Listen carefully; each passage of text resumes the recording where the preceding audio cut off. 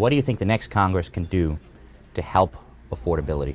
First of all, quit spending all of American taxpayers' money that they don't have. They can't afford it, and they don't want to buy things that they can't afford and don't need. This is a Congress that is just so deeply broken. I'm a first-timer. I don't know all the ins and outs of Congress. Scott Perry's had 12 years to try to get his act together and make life more affordable, and clearly has failed.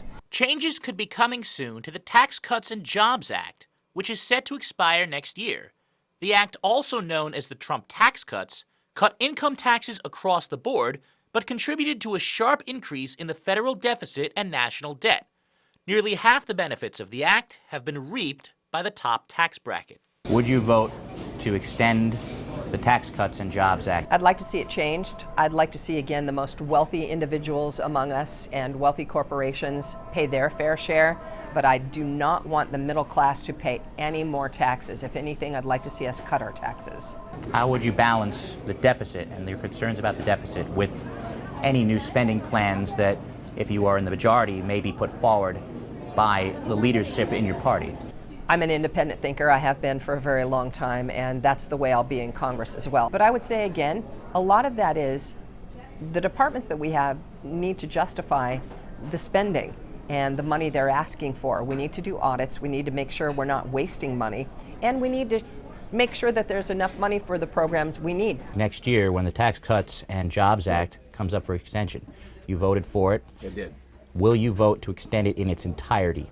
So I'm going to wait and see, but the bottom line is that people here in this county and in this district, just like all others, work hard, and it's their money, and they should be able to keep as much as they can. How concerned are you about the deficit increases that came from the bill originally and could come from an extension or even an adding on of more tax cuts? Well, I'm always concerned in any times we have a deficit, and my record is pretty clear on voting against excessive spending. The last couple of years there's been more revenue at the federal level than ever before, record revenue levels. So it's not necessarily a problem of letting people keep more of the money that they earn. The problem is that the federal government spends more than it should, and that's where I'm going to focus. Funding the whole government has also become an issue, with multiple threats of government shutdowns coming after members of the House Freedom Caucus, including Perry, voted against bipartisan measures from two different House speakers to break an impasse on government funding levels. You voted against the stopgap bill from McCarthy. You voted against the stopgap bill from Johnson. You voted against the minibus from Johnson. Those have all had significant bipartisan support. Right. Why were you opposed? Because it's bankrupting the country. Every 100 days, we add $1 trillion more to the debt. And every single penny that I vote on, whether I vote yes or no, every penny I vote on is borrowed money. Is it worth potentially a government shutdown in the future to fix those things? We have to do something. Yeah, it's not optimal to get the spending cuts, to get the federal government to rein itself in. It's not going to do it on its own. I think that's pretty clear now after 30 or 40 years of this. I just think this is a disgrace that Congress can't get its act together enough to actually handle the most basic functions of government. For Scott Perry to shut down the government and continue to try to take a paycheck, Washington is deeply broken, and he's a big part of it. Another one of the most contested issues in the race is immigration and the southern border. Both Perry and Stelson say the border needs to be secure and that illegal border crossers should be deported.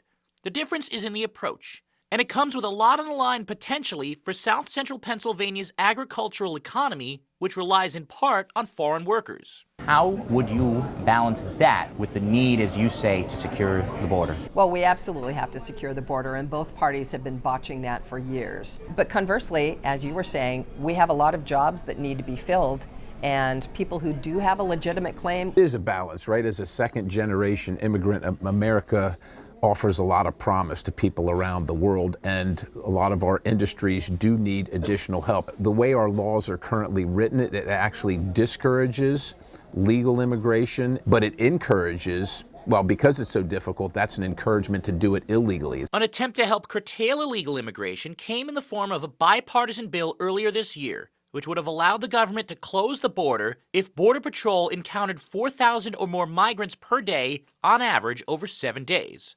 The bill would also have streamlined the asylum process and ended the practice of catch and release. Former President Donald Trump and House Republicans, including Perry, opposed the bill and called on Senate Republicans to reject it, which they did. Why did you oppose that bill? Because it wasn't a solution. The problem right now is that the administration is disregarding the law and allowing millions of people to come across the border illegally.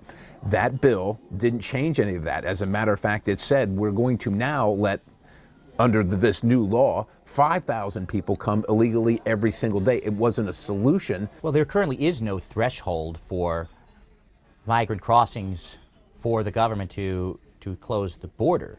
You know, is an unlimited Well, right now threshold? it is unlimited, but the Is right an answer... unlimited threshold better than a threshold of 4,000? No, what's the correct answer is just follow the law. The administration, per the Constitution, the president shall faithfully execute the laws. He's not faithfully executing them. It wouldn't solve the whole problem, but it would solve part of the problem, and any step we can take to secure the border is something I'm going to back. Well, Republicans say that that bill would have set in law a threshold for the very first time for people to come across the border. Would that have been a concern? I'm not sure what more I can say about it. I just think we all need to work together. This is an American problem, not a Democratic, not a Republican, and we need to work together to secure the border.